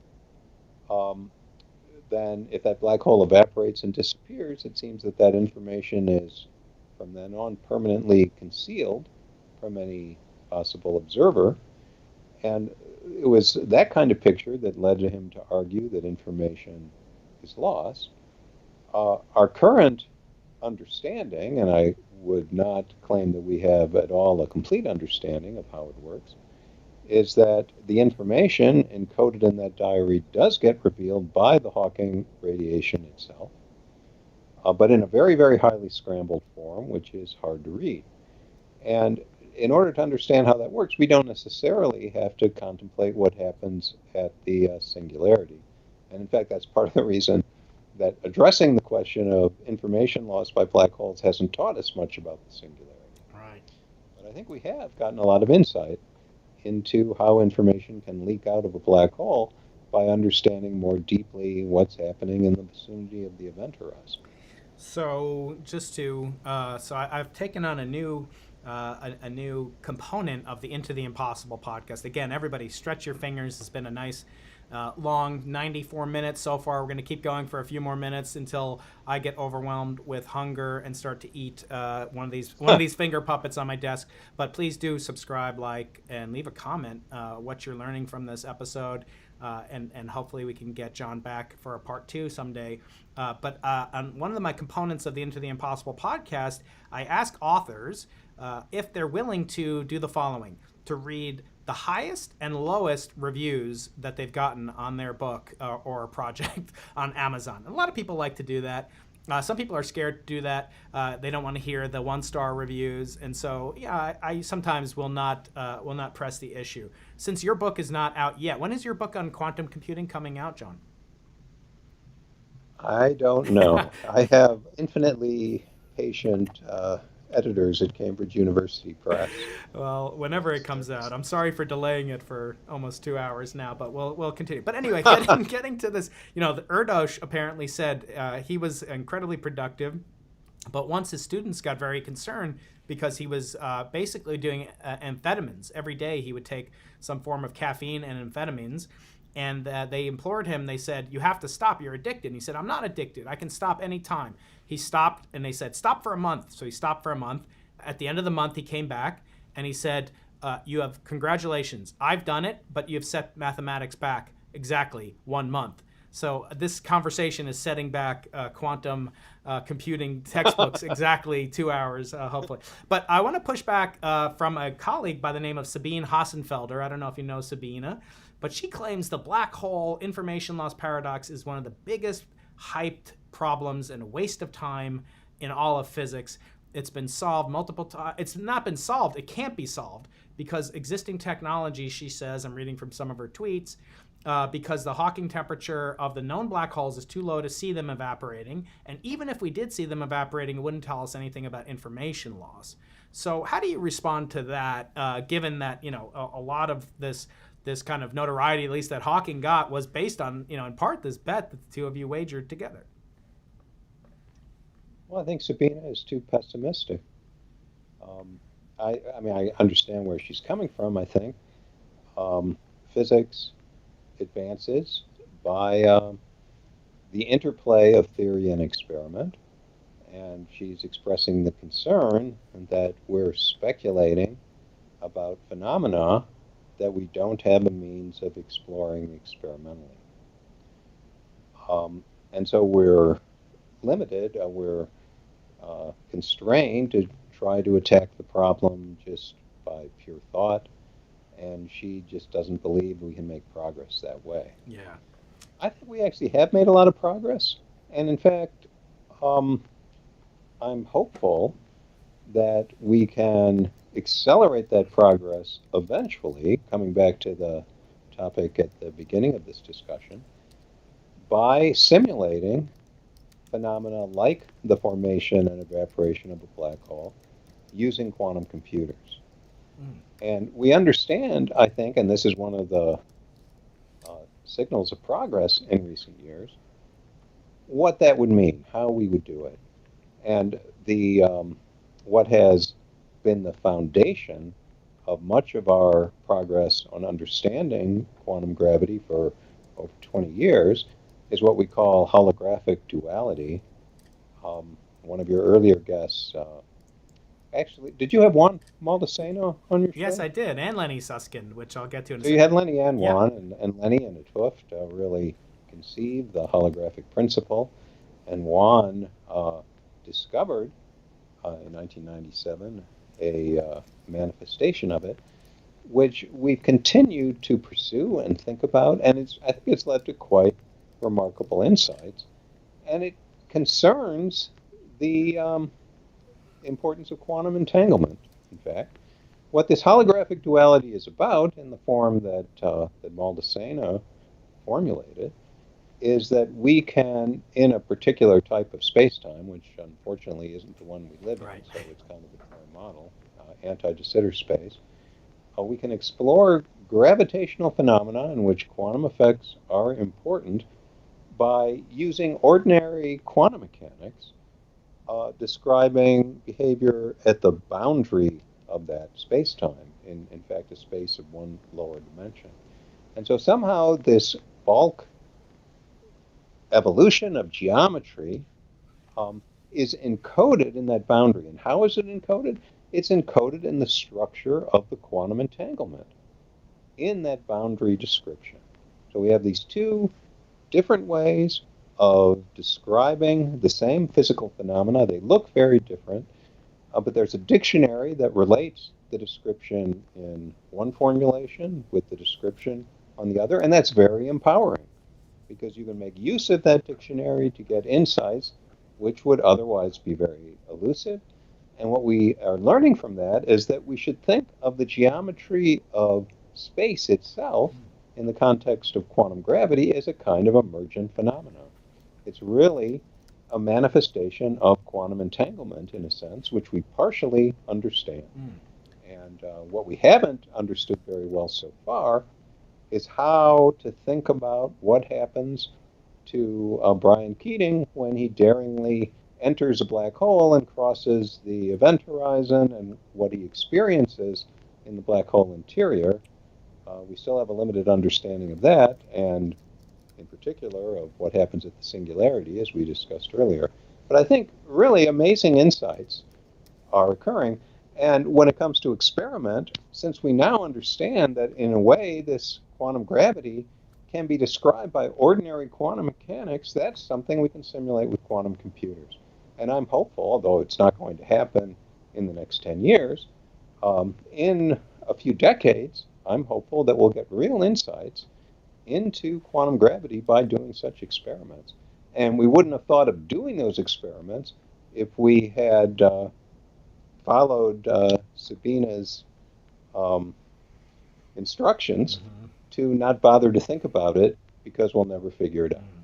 Yeah, I had that discussion with Lenny exactly about this very topic, and it surprised me. I mean, I asked him, what is the most, quantum aspect of a black hole in totality? Is it the singularity? And he said, no, it's the stretched horizon that he sort of, I believe, coined the term about, and that how much we're learning about quantum gravity and the potential for quantum gravity from it. Of course, that dovetailed in nicely with the conversation I had with Kamran Vafa as well, that essentially that we're learning more and more about concepts like quantum gravity, like even string theory, from potentially from observations of black holes, even with your colleagues at Caltech and LIGO instrumentation. I've had Ray Weiss on and Barry Barish, and they think there might be clues that we could get to the quantum nature of black holes, even from instruments, maybe successors to LIGO, if not LIGO itself. So I think, and there are people working on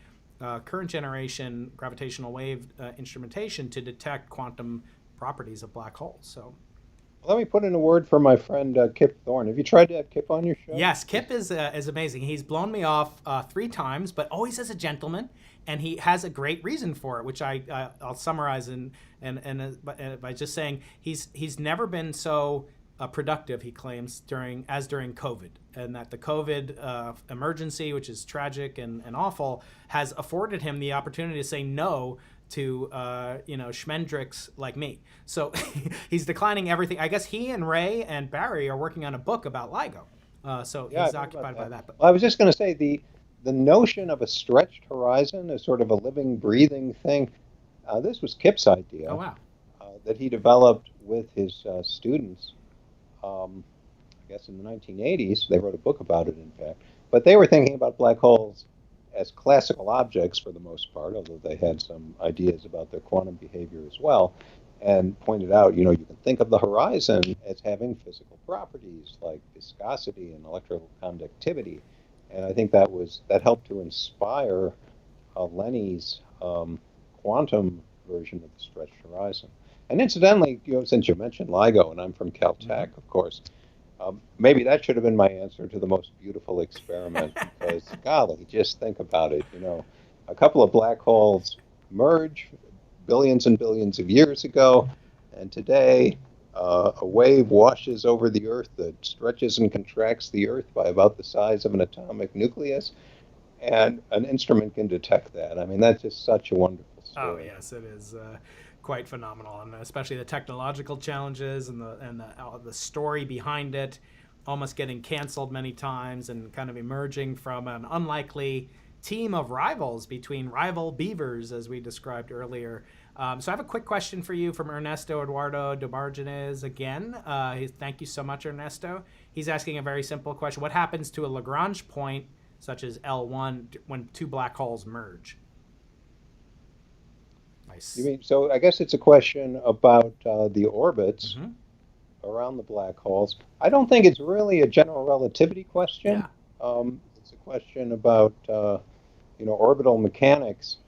Well, okay, maybe it's a question about general relativity because you can't ignore curvature for the orbits he's talking about. Well, it's already complicated when you have two black holes, right? Well, I guess I should confess I don't really know exactly. Yeah, I assume your colleague Sterl Finney could present some approach. I'll try to get Sterl on to answer that question, Ernesto. Thank you. He'll know. And a question as we kind of wrap up that I've always wanted to ask you. I've asked this of Sean Carroll, who's your Caltech colleague. He's been on the show multiple times, and that is whether or not these mathematical objects are real, in the sense that we talk about reality, materialism, etc. Sean's given many talks about concepts like God, religion, etc., that they are less likely to be true because there are simpler entities and universes that could be imagined and are not instantiated, such as a Hilbert space with no objects within it. Before we get to maybe the politics and God section of this podcast, I want to ask you, is Hilbert space real? Does it exist? Does it predate the universe? What's your notion of the reality? Which came first, the Hilbert space or the egg universe? Well, I guess that's a pretty deep question. I should say, when it comes to mathematics, my view is that, maybe this is a little bit iconoclastic, I'm not sure, is that what's true and false in mathematics is, in a sense, a question about physics. What do I mean by that? I mean, mathematicians are interested in what they can prove, and a proof is something that you can verify, and the verification is some kind of physical process. So you can always formulate it in the form of some experiment that you do by manipulating objects. Maybe it's running a computer program, and you can check all the steps and see if they follow within the logical system that you formulated. Now, the set theorists have these wild imaginations and invent incredible transfinite worlds that seem far beyond the world we can ever experience. But nevertheless, they make statements about those which are logically verifiable, and that verification is something I would think of as in the domain of physics, because it's some machine or something that checks that the steps are really consistent with the rules. As for, does Hilbert space really exist? Well, yeah, it's a good question. We have a growing prejudice, which I sort of referred to in among those who study quantum gravity, that space is an effective concept. It's emergent. It's not, really at the bottom of things. That under the right conditions, something that we can describe as space as we study it in ordinary particle physics, in particular with the finite speed of light, that emerges as an approximation from some more fundamental description. And I mentioned the idea of holographic duality. That's sort of a manifestation of that in a certain setting, that there really are things that happen there which are non-local, which you might think of as information traveling faster than light, but it's still a very, very good approximation under the right conditions to use our usual rules of Einstein's space-time. I'm not aware of a similar, deeper description in which Hilbert space is emergent that I have found leads to useful insights. So I certainly can't rule it out. But as of now, I'm not aware of a good incentive to think of Hilbert space as emergent. Maybe Sean would disagree with that. Yes, he does put a lot of stock in Hilbert space, as I've come to realize over time. So we are going to wrap up soon. I want to make one last plea to please be generous with your donations to the Foothill Community Center. I'll put this back up on the screen so that you may gaze upon this wonderful organization that John and I are raising funds for. We've had over almost $100 that will be donated so far. I'd love to even up that, maybe even double it. Thank you so much for your generosity to my just my cherished audience. I love you guys, and look, stay tuned for many more wonderful interviews with intellects. We didn't get to any of the quantum computing fundamental physics links, John. I hope we'll be able to do a part 2 at some point, maybe with Gerard, or maybe we'll do it with Lenny. We'll get we'll get a live stream cage match between friends. Maybe Sabina. I'll get Sabina in here. That'll be fun. I know my audience would like to see that. She doesn't like to debate anymore. We did do a debate this summer about theories of everything with Max Tegmark, Lee Smolin, Stefan Alexander, Lisa Randall, Sabina, Eric Weinstein, and I believe I didn't miss anybody out. And that was really fun.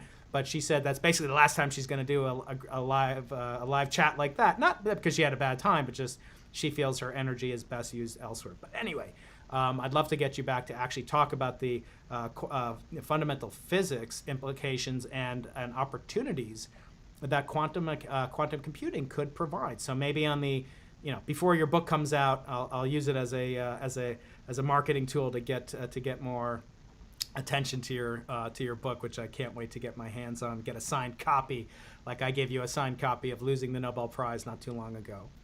All right, so John, the last 3 questions I ask my cherished guests involve basically Arthur C. Clarke in one form or another. And that is really thinking about the future and thinking about the past, advice to your former self. But I'll ask you the first one, which actually comes from my religion of Judaism, which is known originally as an ethical will, or a zava'ah. And it's not too dissimilar from what good old Alfred Nobel did when he endowed this golden medallion that Frank Wilczek left on my couch earlier this week. And that was that the Nobel Prize had to be given to those who had these great inventions or discoveries in physics that caused the greatest benefit to humanity. In other words, the will was not just about money and giving away attention. It was to advocate for the improvement of the human condition. So it was an ethical will in addition to being a material will. And it kind of encapsulated his wisdom and his hopes for the future. He had no children. He was not married. So this is really his ideological heir. I want to ask you, John, for both your biological progeny and your ideological progeny, which I count myself as one influenced by you, what ethical or piece of wisdom do you want to leave for the future so that people can benefit perhaps in the way they live their life? Maybe not related to physics at all, but in terms of the wisdom that you've developed during your time on this spinning blue marble that we call home. Well, that's a big question. I guess it would just be keep a sense of humor. Don't take yourself too seriously. It's okay to be self-confident and arrogant sometimes, but recognize your own foibles and limitations, and appreciate that one's idiosyncrasies can be kind of funny. It's okay to make fun of yourself. You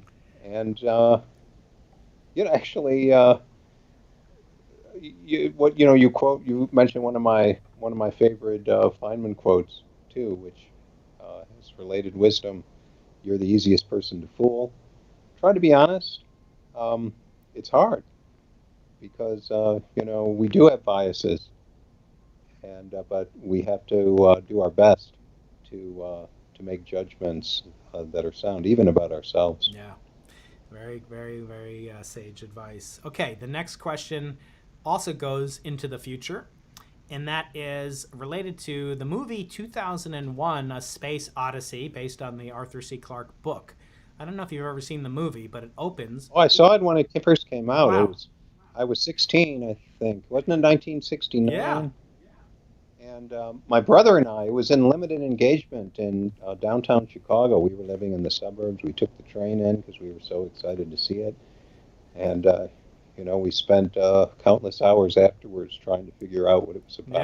Yeah. But it was an amazing cinematic experience. It was. Yeah, Kubrick is just the highlight of basically pinnacle of science fiction movies, in my opinion. But that movie opens with these hominid-like creatures on the plains of Africa, presumably, millions of years ago, hundreds of thousands of years ago, and they come upon this monolith, this mysterious object on the savannah, and they hit it with a bone, and they do all sorts of crazy stuff to it, and then later astronauts encounter the same menacing, monolith on the moon and space, etc., and it's clearly meant to be some sort of time capsule.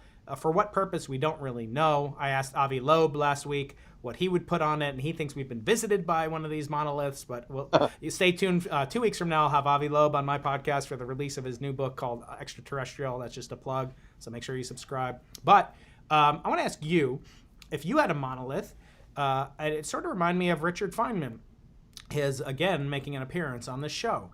He said that if in some cataclysm, all scientific knowledge were to be destroyed, and only one sentence passed on to the next generation of creatures, what statement would contain the most information in the fewest words? I won't say, I'm sure you know what he said, but I want to ask you, scientific or otherwise, I don't care what you put on it. It could be a quote, it could be your tattoo. It could be the tattoo you have on your backside. No, I'm just kidding. You don't have one of those. But John, what would you put on a billion-year lasting, enduring time capsule, wisdom, knowledge, scientific or otherwise? Right. Well, Feynman said everything's made of atoms. Right. And of course, that's a very good answer. And he meant that you can understand a lot of things just starting from that principle. I guess maybe I would be trying to convey not necessarily the content of science, but how to do science, the method of science. And well, actually, Feynman said something good about that too, right? Yeah. In the Character of Physical Law, he said when you're trying to guess or understand the laws of nature, it doesn't matter how smart you are. It doesn't matter how important you are. If it disagrees with the experiment, it's wrong. And so I think the idea that we have to look at the world with objectivity, we have to evaluate the evidence, and if we have pet ideas that we favor, we have to, be willing to test them, and if they fail, we move on. And in the case of a situation where we can't get experimental evidence, say for the singularity at the core of a black hole or the origin of the universe in a singularity event, I actually revealed, which I didn't know, but Stephen Hawking's Brief History of Time was really an advocacy of this Hartle-Hawking, no boundary condition, and he used that for a particular purpose. In his case, I'll talk about it on my podcast with Leonard Mlodinow, which comes out this coming Tuesday. But nevertheless, it was kind of an advocacy against a supernatural creator's necessity, because one of the jobs of a supernatural creator would be to create the universe. And if the universe can emerge from nothing, essentially, in this no boundary, and if time itself can emerge from nothing, maybe such an entity is not necessary. But nevertheless, getting back to Feynman, if it disagrees with the experiment, it's wrong. What if you can't do the experiment? What do you do? Keep trying. Keep thinking about it. Unless you have some entirely convincing argument that it's impossible to test the idea, keep trying. Great. Okay, John, last question. Now we're going to go backwards in time, and we're going to use the famous 3 laws of Arthur C. Clarke. The opening one of which opens the podcast, and that is any sufficiently advanced technology is indistinguishable from magic. I love that quote. I love his second law of Arthur C. Clarke is for every expert, there's an equal and opposite expert. And I think Feynman said science is the belief in the ignorance of experts, something like that. But the third law is the name of this podcast, and it involves basically the following sentence. The only way of discovering the limits of the possible is to venture a little way past them into the impossible. So that's where I got the name of the podcast. So I want to ask you, Joan, what aspect of life seemed impossible to a 20-year-old, 30-year-old John Preskill, but because of your courage, because of your integrity, because of your strength of character, whatever, you made it possible? What advice would you give to the young John Preskill to venture beyond his comfort zone into the impossible? Well, there are several questions there all rolled up into one, it seems. Well, this doesn't directly answer your question about advice to the young John Preskill, but we did encounter in the early days of quantum computing, and to some degree even today, the objection or the viewpoint that scaling up quantum computing is impossible. And the basis for that, well, different people might have different reasons for raising that objection, but I remember in the mid-'90s, very, very good physicists like Bill Unruh. He'd be a good guest on your show. Yes, I'd love to have him on. Yeah, I talked to Lenny about that. Yep. And also Rolf Landauer and Serge Haroche and others argued, we'll never be able to get a quantum computer to work, and it's because of decoherence. Well, that in particular for Unruh and Haroche, that was the reason. And Haroche knew very well because he'd worked very hard for a long time to study decoherence in the lab. It's just too pervasive, it's too unavoidable, and it's impossible to get around it. But we developed this idea of quantum error correction, which I think in its long-term implications is as important as the idea that there are quantum algorithms that can greatly outperform classical ones. And so now, most people who think seriously about it believe we will have large-scale quantum computers and will protect them against decoherence using this idea of quantum error correction. So that was interesting to see that unfold. As far as advice I might give to myself, I'm sure I wouldn't have paid attention to my own advice, by the way, but I probably, when I was a young theorist, maybe starting graduate school, there were certain things I was interested in and many things that I thought just aren't that interesting. And one thing that might have been good advice for me at the time was pay more attention to experiments. And I don't just mean the results of them, but experimental techniques, what people actually do in the lab to make stuff work. I didn't learn much about that in my PhD education, and I think if I had, I would have a better understanding even today of the practice of doing really hard experiments, which of course is very relevant to trying to develop quantum computers. Absolutely, and that brings up my last imprecation or for the future, that people should not be so siloed. I always say to my students who are experimentalists that they don't need to be theorists. They don't need to come up with new theories and so forth, but they need to understand the theory.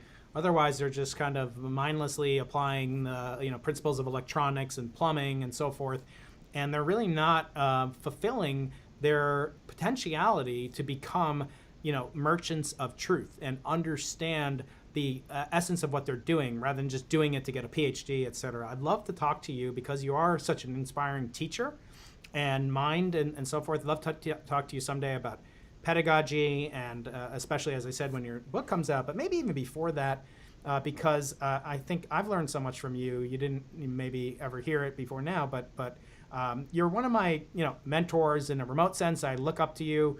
I use you as sort of a as a filter. You won't like that, but you're kind of my. If it's interesting to Preskill, it's got to be interesting enough for Keating. So I want to thank you, John, for going into the impossible with me, and I hope you stay well. I hope we see each other. Barry Barish is offering to interview me for my podcast. He has some questions to ask me, so I might come up to Pasadena. I'd love to see you and just get a socially distanced fist bump from you. I don't know. John, stay well. Thank you for going into the impossible. Everybody, thank you. I hope you enjoyed this as much as I did. Thank you for all your donations. You can still give to the Foothill Unity Center. It's a phenomenal organization. And we raised about $100, maybe a little bit more. We'll tally it up afterwards from around the world. I mean, you'll tell them, John, that they got money from Australia and from the UK as well as from San Diego. John, thank you so much. This has been fun, Brian. I'd be happy to do it again sometime. Thank you so much. Bye, everybody. Stay tuned for more episodes of Into the Impossible. Leonard Mlodinow, Avi Loeb. We have Deepak Chopra in a solo episode, and hopefully we'll get people like Gerard Tehooft and others back on the show. That would be such a treat. John, thank you so much. Stay well.